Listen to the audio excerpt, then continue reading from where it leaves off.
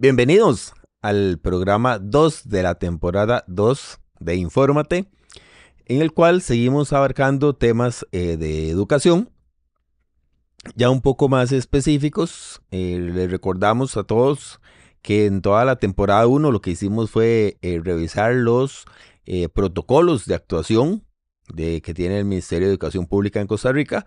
Y además de eso, por ahí tuvimos un capítulo donde hablamos del protocolo de atención en crisis de estos chicos que en algunas ocasiones pues nos detonan porque tienen un pobre manejo de emociones o tienen alguna condición, algún trastorno. Y esto pues conlleva necesariamente tener un protocolo de actuación en crisis que también, ahí estamos hablando de casos individualizados y también hay un protocolo generalizado que se utiliza pues en todo momento porque en muchas condiciones una persona estudiante puede entrar en una condición de crisis. Entonces hay que saber cómo atenderlo, qué rol tiene cada persona por ahí y ese rol respetarlo para que la situación se pueda atender de la mejor manera. Y justamente hablando de roles, en este episodio vamos a hablar del rol de la familia en el proceso educativo. Esta situación a nosotros particularmente, no sé en otros centros educativos, en ocasiones nos hace ruido y cuando uno habla con otros profesionales del área de la educación o la orientación en este caso, pareciera como que es un problema generalizado en algunas familias que o no conocen el rol o simplemente lo dejan en manos de otras personas o lo quieren dejar en manos del proceso de las personas que están dentro del proceso educativo, que son los docentes, y no asumir esas responsabilidades que como padres les competen o esos deberes. De ahí que es importantísimo que veamos lo que dice la legislación al respecto para comenzar, porque alguien puede decir, bueno, es que esos son inventos, es que el maestro es el que le apereza, es que no quieren educar al chico, pero bueno, ¿qué es lo que realmente nos indica la ley? Que cuando es ley ya estamos hablando de un acatamiento obligatorio sobre los deberes y derechos de los padres. Vamos a darle una ojeadita rápidamente. Esto se encuentra en el artículo 21 del Reglamento de Evaluación de los Aprendizajes y se titula así: Derechos y deberes de la persona encargada legal de la persona estudiante en relación con la evaluación de los aprendizajes. Y dice que las personas encargadas legales tienen los siguientes derechos y deberes en relación con la evaluación de los aprendizajes. Dice que ser informado acerca del reglamento de evaluación. En esto yo siempre he visto que en las reuniones iniciales los docentes hacen un desglose de los porcentajes que se va a evaluar al chico durante el año. Y en algunas ocasiones, algunos omiten, otros agregan ahí también lo que es el asunto de la conducta. Plantea que debe velar por el cumplimiento de los deberes escolares de la persona estudiante que deben ejecutarse en el hogar. Si bien cada vez son menos, porque yo recuerdo que antes eran un poco más esa carga educativa que se hacía en la casa, hoy en día son menos las tareas que son evaluadas, que deben de entregarse, pero sí hay algunas prácticas y lamentablemente vuelven muchísimas sin ejecutarse en blanco porque los padres simplemente no revisan los cuadernos de los hijos, no revisan si hay tareas, no revisan si hay mensajes. Es muy común y esto lo vimos en tipo meme y vacilón en vacaciones de 15 días de algunos chicos llegando a las instituciones el primer lunes de vacaciones. Entonces uno dice, bueno, pero aquí qué, ¿verdad? ¿Dónde estaban los papás de estos chicos? O el papá de la mano con el niño preescolar regresándose de un día de vacaciones, que no tenían clases.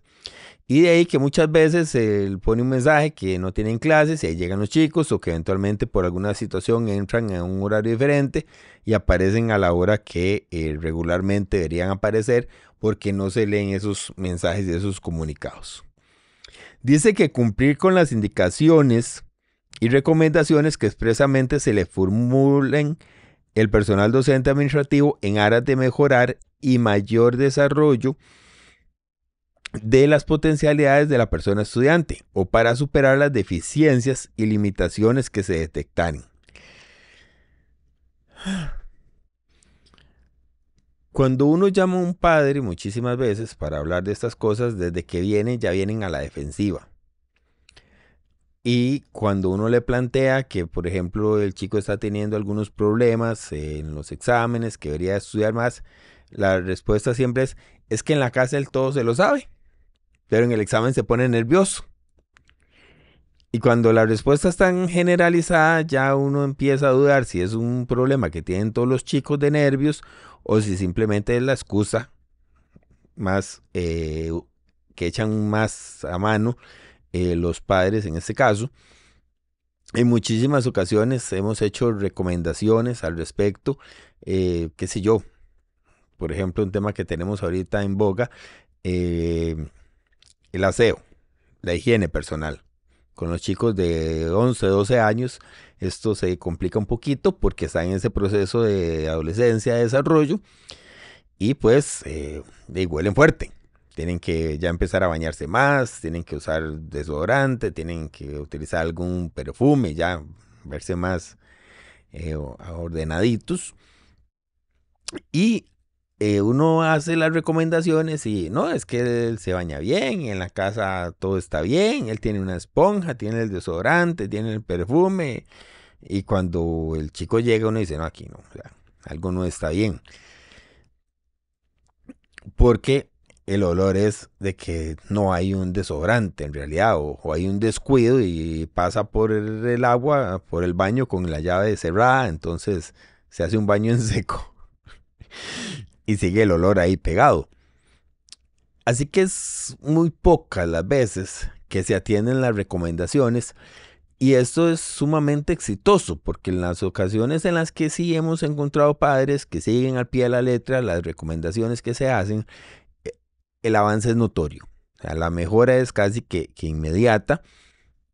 Cuando uno le dice a los papás, bueno, ponga en la refri un horario, si es un chico de 8 9 años, no lo siente hacer una tarea durante media hora porque no va a poder, siéntelo 10 minutos, dele 10 minutos de descanso, llámelo para que continúe con la tarea y de esta manera va a avanzar más fácil.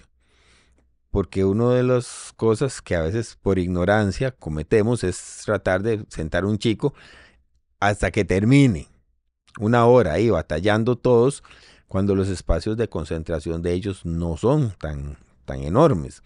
Si normalmente un adulto, nuestros espacios de concentración duran alrededor de unos 20 minutos, en los chicos pues es un poco menos.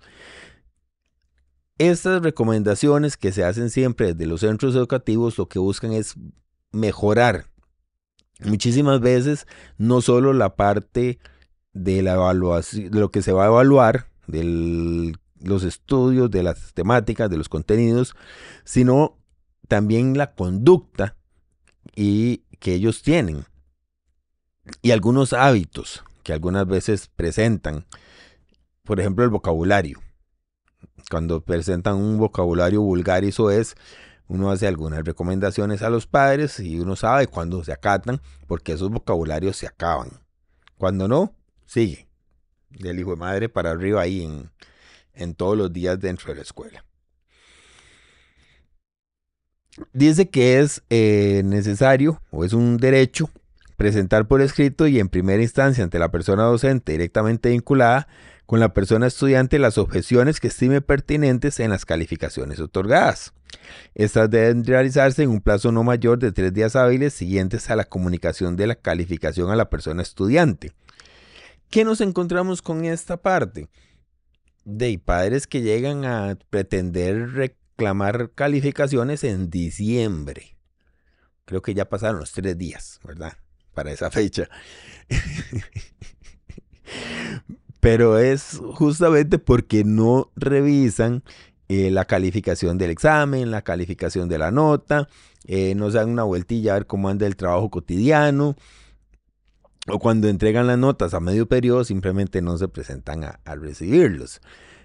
Pero aquí sí es importante tener en cuenta de que yo hago una consulta justificada. No es que le ponga al maestro, ¿por qué mi chiquito se sacó eso en el examen? Sino se supone que yo debería revisar el examen y apelarle al docente, bueno, es que esta pregunta no está dentro de la materia vista. O esta pregunta tiende a un error, tiende a causar confusión. Esa es la forma en que nosotros debemos de hacer las consultas acerca de las calificaciones. O qué sé yo, o sea, profesor, usted le puso un 8 a esa tarea de mi hijo, que era de 10 puntos, y según lo que yo veo aquí, él cumplió con todo. Tiene la portada, tiene la introducción, el desarrollo, la bibliografía, tiene los dibujos que usted dijo que había que hacer y todas esas cosas. Entonces es ese tipo de justificaciones, apelaciones, las que nosotros debemos de buscar cuando hablamos de calificaciones de nuestros hijos. Porque muchísimas veces pero es que ¿por qué esta nota? Y porque fue la que se sacó, ¿verdad? Y hay que explicarle todo el asunto, cuando en realidad es algo que si el padre revisa lo que la tarea pide y lo que el hijo entregó, se da cuenta de que no va no van de la mano. También dice que es un deber devolver a la persona docente debidamente firmados los instrumentos de evaluación calificados de la persona estudiante, informes, comunicados que se envíen en el cuaderno de comunicaciones y otros medios definidos por el centro educativo. Vamos a lo mismo. No se revisa el cuaderno de comunicados todos los días. No se revisa. Yo mando mensajes a los padres y alrededor de la mitad por grupo las devuelve firmadas. Otros cuando ya uno llega y les dice, entonces ya es que se le olvidó, es que le voy a decir, es que no se lo enseñé, qué sé yo. Pero es que el chico no tiene por qué enseñarlo, porque es el cuaderno de comunicaciones, el padre debería verlo todos los días. Y algún porcentaje en la segunda revisión lo trae, pero hay unos que definitivamente nunca. O sea, nunca van a atender el mensaje, nunca van a dar una firma de recibido. Y esto es un deber que se tiene. Como muchísimas cosas que pasan en el mundo, digamos que en este país, para poner un ejemplo más propio, como no hay una sanción de fondo, entonces no lo hago. Es lo que habíamos hablado el otro día del tránsito en Costa Rica. Si no hay un tráfico, me brinco el semáforo en rojo y no hay ningún problema, ¿verdad? Bueno, lo irrespeto porque me lo brinco, está raro. Bueno, cosas de lenguaje.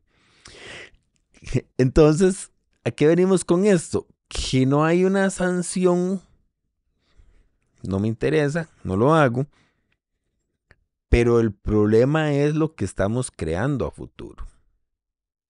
O sea, el grado de irresponsabilidad que tenemos, el grado de preocupación que el chico ve que hay sobre él,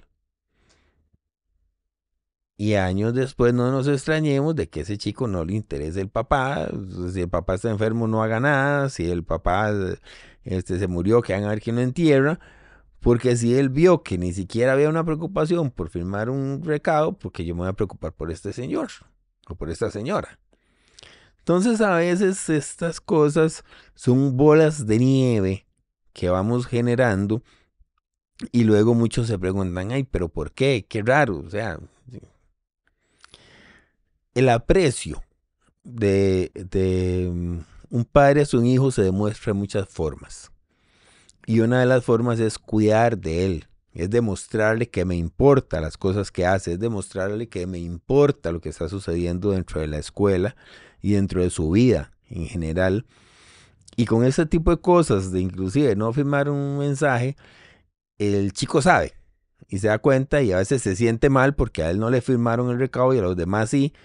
Y él siente que no hay ese apoyo, ese aprecio, ese cuidado hacia él. Entonces, si no hay una sanción legal por no firmarlo, tal vez vendrá luego una sanción moral o algo por ahí. También dice que es un deber presentar por escrito ante la persona docente la justificación de ausencias, llegadas tardías al centro educativo, cuando corresponda o exista motivo justificado, ¿verdad? Se debe adjuntar el respectivo comprobante. En ausencia de la persona docente, la justificación debe presentarse, en este caso, al director. La justificación, ¿verdad?, deberá presentarse dentro de los 3 días hábiles siguientes a la reincorporación de la persona estudiante. Asistir a las convocatorias que le formule el personal docente o las autoridades al centro educativo. Ustedes no tienen idea de la cantidad de recursos que se pierden por la inasistencia de los padres a las citas que uno formula. Porque yo siendo un papá, yo dispongo de 1 hora para ese padre. Si yo espero 15, 20 minutos y ese papá no apareció, ya esos 15, 20 minutos ya se perdieron. Ya ese momento es difícil que yo pueda reincorporarme a un grupo, por ejemplo, a trabajar, porque ya no hubo una planificación para eso. Entonces queda un tiempo ahí que se dedica uno a algunas labores de oficina, pero al final de cuentas el recurso se pierde, porque la persona no llega, ¿verdad? Es como cuando alguien no va a una cita médica, el recurso es dinero que nos cuesta a todos, al final de cuentas, se está perdiendo. Por otro lado, vamos a lo mismo, como no hay una sanción al respecto de que un padre no llegue cuando es citado, simplemente no aparece. Y en ocasiones es como una burla hacia el personal docente, eso de que le mandan la cita, yo sí llego y no aparezco.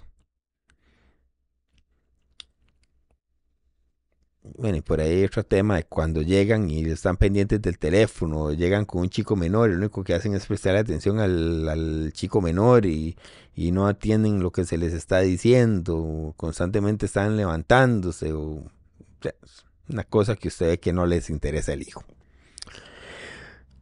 Pero volviendo al tema muchísimos padres se citan y ya uno sabe que no van a aparecer. Por más que usted trata como le la cita, que usted le consulte el horario de trabajo, por más que usted diga lo espero a las 4:30, a las 5 de la tarde, no van a aparecer, porque no les interesa. Entonces uno se cuestiona, bueno, ahí venís y lo matriculás, aceptás las reglas del juego, pero ya después no quieres jugar con las reglas del juego y después andas echándole la culpa que los docentes son malos, que los docentes no están preparados, que es que no me atiende bien el chico, cuando al final de cuentas el padre simplemente, vulgarmente hablando, lo deja ahí uno plantado. Y el último punto dice que utilizar para los fines pertinentes el cuaderno de comunicaciones según se debe indicar, ¿verdad? Y en este sentido sí es muy regular que el cuaderno de comunicaciones no se use. Me la juego a puro WhatsApp, me la voy rifando y ahí vamos pateando la bola para no necesariamente hacer uso o tener un cuaderno de estos, ¿verdad?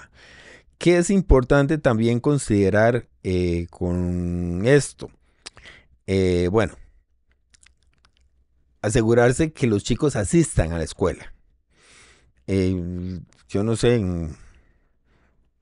pero el ausentismo a veces es algo que se vuelve inmanejable. La cantidad de ausencias que presentan algunas familias, algunos niños, y dónde está la responsabilidad, ¿verdad? ¿Dónde está mi rol como padre enseñándole a mi hijo a ser responsable? Es importante, ¿verdad? Por otro lado, que haya un diálogo ahí dentro de la escuela. Lo que hablamos, fomentar valores, pero A veces llegamos con los chicos y los primeros que les enseñan las malas palabras y las malas mañas son los padres, es la familia. Entonces uno se cuestiona, bueno, ¿en qué clase de formación estamos dando en este caso?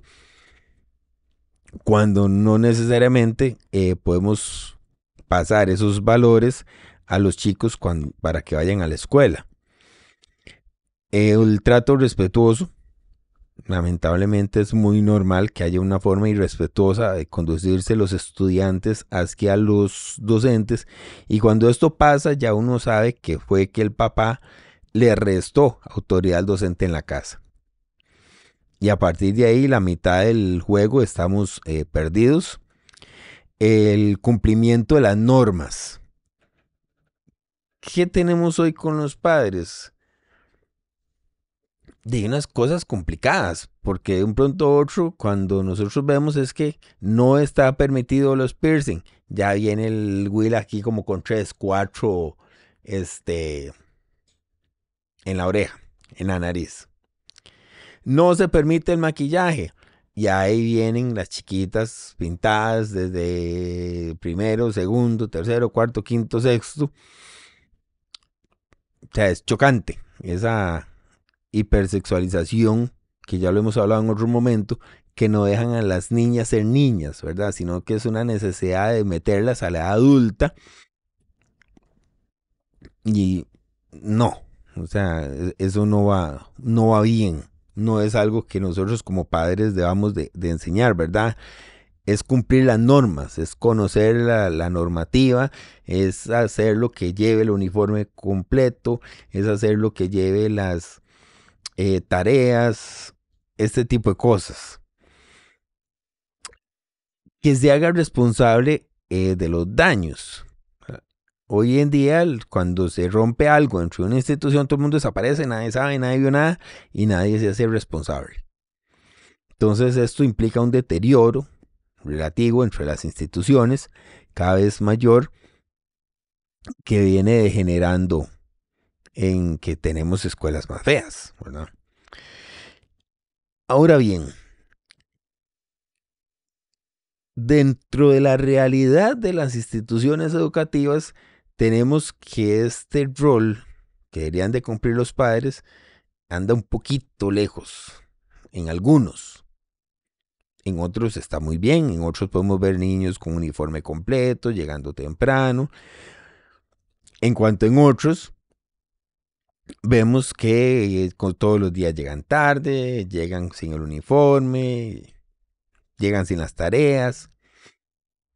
Entonces esta responsabilidad que nosotros esperamos de las familias no se da, no funciona. Muchísimas veces las familias tienen expectativas de que ellos van a mandar el chico a la escuela y ahí se le va a enseñar un montón de valores, un montón de guías y conductas morales que riñen constantemente con lo que vive en la casa, pero como se le enseña en la escuela, el niño lo va a aprender. Y eso no funciona así. O sea, si el padre piensa que manda el chiquito y se lo van a devolver hecho un angelito, no, no. O sea, nosotros de primera entrada normalmente los recibimos de 4 o 5 años. Y ahí vienen con 4 o 5 años de mañas. Dentro de la escuela están alrededor de 5 horas. Las otras 19 las pasan en la casa, entre durmiendo y viendo tele y jugando con el teléfono. Pero la cantidad de tiempo que pasan con la familia es muchísimo mayor que la que están en la escuela. Entonces, obviamente, ¿qué reproduce el niño? Lo que vive en su casa. Entonces, no sabemos qué expectativas tienen los papás, o que simplemente mandan el chico y no se hacen responsables de si causa daños, no se hacen responsables de cosas tan básicas como de la salud, que son las situaciones con las que nosotros debemos de luchar. Recuerdo una vez un chico que tenía una muela terriblemente mal y uno haciendo esas cosas que no hay que hacer. De ahí hablamos con la mamá y luchamos en un carro, una compañera y yo, y ir a poner cara de lástima a la clínica, a ver si quedaba un campito en el dentista para que lo atendiera. Entonces, después de estar ahí como 2 horas haciendo cara de lástima y explicando que nosotros no éramos los responsables, que éramos los educadores del niño y todo ese montón de cosas, se abrió un espacio. Ahí alguien no llegó, el dentista lo pasó, le arrancó la muela y vámonos. Entonces, qué complicado es cuando ni siquiera este tipo de atenciones la hacen los padres. Entonces, ¿cuál es la expectativa que tienen sobre este niño? Mandarlo porque tienen que mandarlo. No es mandarlo para que tenga un mejor futuro, no es mandarlo para que tenga mayores oportunidades, simplemente es como para quitárselo un poco ahí de la casa. ¿Qué está del otro lado en la escuela? Las necesidades que tenemos los docentes, las necesidades de que los padres nos apoyen, de que trabajen hombro a hombro con nosotros, de que trabajen mano a mano, para lograr los avances que se requieren. Ese apoyo constante de que nos traigan el chiquito todos los días, que en muchas ocasiones no se da, esa necesidad de que las cosas, los útiles, el uniforme que le compren al niño sea el adecuado, porque es, no sé si en otro momento lo comenté, que difícil es con un niño que es disperso en primer grado y que le compren unas tenis para ir a la escuela de lucecitas. O sea, el güey la pasa viéndose todo el día y pasa golpeando las tenis para ver las lucecitas de las tenis. O sea, en la cabeza de quién cabe eso. O eso de que llegan y entonces si les compran unas tenis de un personaje y el chiquito pasa todo el día jugando con las tenis, viendo el personaje. Y o sea, está bien, déjelas para el domingo, déjelas para cuando usted va a jugar con el Huila. Pero el uniforme no. Y esa parte de las necesidades que hay en la escuela, de que el padre cumpla para colaborarnos en eso, no se da. Y del otro lado también están las necesidades de los estudiantes. ¿Qué necesitan los estudiantes de sus padres? ¿Cuál es el rol que ellos quieren? Pues sí, obviamente lo que aquí la ley dice, por un lado, y por otro lado, que haya un interés, que se demuestre que hay un deseo de que él estudie, que se demuestre que haya una preocupación, que el chico sienta que hay una autoridad también en la casa y no solo en la escuela, que el chico se sienta apoyado y sobre todo que haya una congruencia entre la comunicación que recibe en la escuela y la que recibe en la casa. Entonces, un poco esta parte, uno a veces no sabe ni para dónde coger. Porque en ocasiones que nos encontramos, papás así en cartas, pidiendo que ellos quieren que el maestro que tienen los hijos sea más experimentado.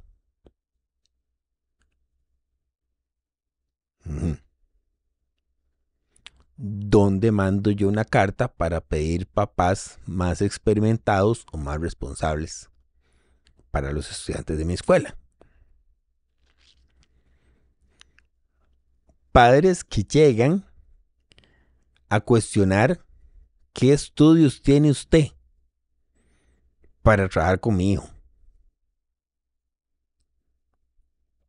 Yo nunca he visto un maestro pidiéndole al papá que le traiga el título donde se graduó para poder ser padre. Y ya eso lo vimos en el capítulo anterior, que nadie nos prepara para ser padres. Pero yo nunca he visto a un docente cuestionándole a un padre las habilidades que tiene para criar a su hijo. Y muchísimas veces sabemos que no tiene ninguna. Por la forma en que uno hace una entrevista y se da cuenta de que el Huila está por la libre y que más bien es muy bueno.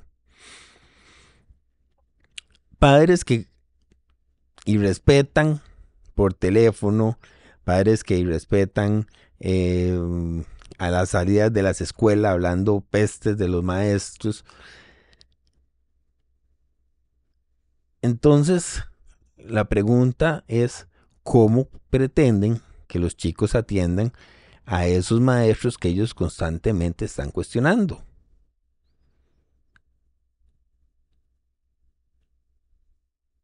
Entonces es un círculo ahí que se va cerrando, en el cual el mismo padre le resta autoridad, le resta credibilidad, y cuando el chiquillo se porta mal en la escuela, cuando el Huila ya no va a pasar el año porque no pone atención en clase, viene a ser un alborotín. Así que él fue el primero que le quitó la autoridad al maestro, así que él fue el primero que le quitó la credibilidad al maestro. Ya después se preocupa y le extraña lo que está pasando. Entonces, en esto del cuál es el rol de las familias en el proceso educativo, es un rol de apoyo, de acompañamiento, de manejar una buena comunicación. No es un rol de venir a cuestionar, no es un rol de venir a amenazar. Si bien hay algunos docentes que tienen algunas carencias, la forma de pedir que se corrija eso es otra.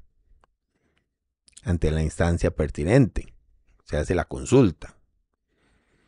Pero yo me pregunto, ¿qué sabemos de pedagogía para ir a cuestionar esto?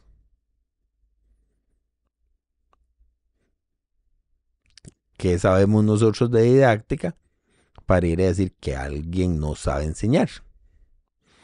Entonces, en este sentido, yo creo que uno de los principales roles de la familia es ser respetuosos, es ser agradecidos y sobre todo ser un cuerpo de apoyo para sus hijos. Pero lamentablemente no es lo que vivimos. Pero en fin, tenemos que salir adelante con ese tipo de cosas. A veces tenemos que lidiar con todo lo que hay que lidiar dentro del aula y lidiar con esas cosas fuera del aula.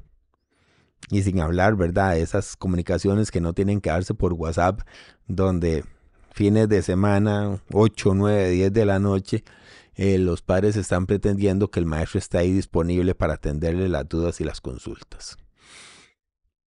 Entonces, apoyo, respeto, colaboración. Creo que con estos 3 elementos podemos llevar a un buen puerto la educación de nuestros hijos. Y sí, papitos, ya que matriculamos el chico en la escuela, tenemos que ser responsables, tenemos que cumplir nuestros deberes, porque para eso están, para que nosotros tengamos mejores hijos y mejores chicos. Estas 2 sesiones que hemos tenido por aquí han ido un poco en la línea de los padres. Para el próximo capítulo vamos a hablar un poquito ya más dentro del aula. Vamos a hablar del liderazgo que se debe manejar dentro del aula y quién maneja ese liderazgo dentro de las instituciones. Pero ese es otro tema que a veces dejamos de lado dentro de la educación y nos perdemos dentro de la maraña gigantesca que tiene todo esto y no nos ocupamos de revisar un poco esta parte. Estamos por esta semana, observamos todos los comentarios, los leemos y si hay alguno que tenga una duda o consulta, pues lo vamos respondiendo sobre la marcha. Nos vemos la próxima semana en el episodio 3 de la temporada 2 de Infórmate.